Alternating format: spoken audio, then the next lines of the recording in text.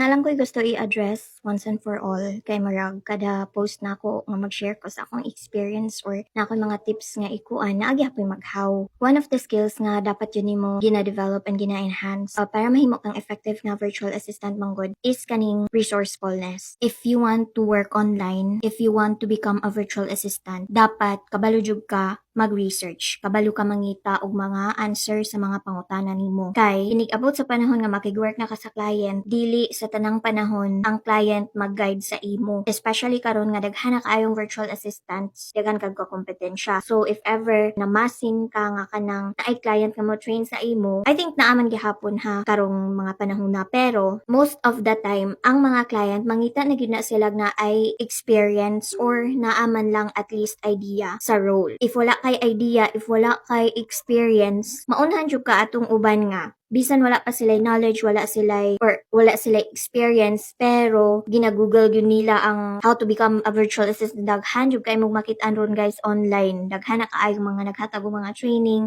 paid or unpaid. So if dili mo ganahan nga magbayad-bayad og mga training, daghan kaayog tutorial sa YouTube on how to become a virtual assistant, unsa nga mga skills ang dapat nimo i-develop, unsa nga mga tools ang mga ginagamit sa mga VA aron matun-anan nimo siya. So kana jud akong gina-recommend guys nga kanang if gusto gyud bitaw nimo nga mahimong virtual assistant, I suggest ayaw na jud paghaw. If na kay internet, bisan pag phone pa na ang naa sa imo karon, pwede na jud kay ka mag-start og research man lang. Ang equipment, we can talk about that sa another video. Pero karon focus lang jud sa pag-practice nga mag-research ka kay ang research skill importante jud kaayo na siya. Ma-develop na siya nimo nga skill kay hindi makakita na kag client and then na ay task nga wala ka kabalo. Importante kaayo nga dili sa nimo pangutan-on diretso si client. Importante nga mangita sa ka sa answer sa imong own effort. Then ayha na nimo kontakon si client if grabe na jud like stuck na jud kay ka dili ka makaproceed sa task. That's the time nga pwede nimo i-open kang client kay para at least makabalo siya ba kung unsa ni progress sa imong task, kung asa ka naglisod, aron makasupport pud siya sa imuha. Pero mas ma-appreciate man gud nila